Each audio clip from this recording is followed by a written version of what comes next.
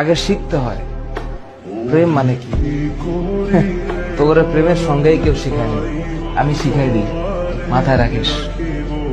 প্রেম শব্দের মানে হচ্ছে, এটা এখনকার মানুষ এটা শুনলে কেমন জানি ভিতরে একটা আগুলা বাতাস লাগে।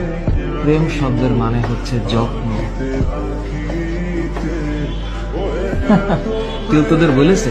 আজকে আমি বলে দিলাম, যার যত প্রেম তার যত্ন তত বেশি।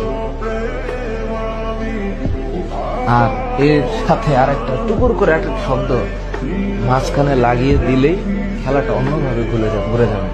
এই যত্নের বিশেষে আরেকটা শব্দ আছে দায়িত্ব, আর যত্নের ডান পাশে আরেকটা শব্দ আছে শ্রদ্ধা।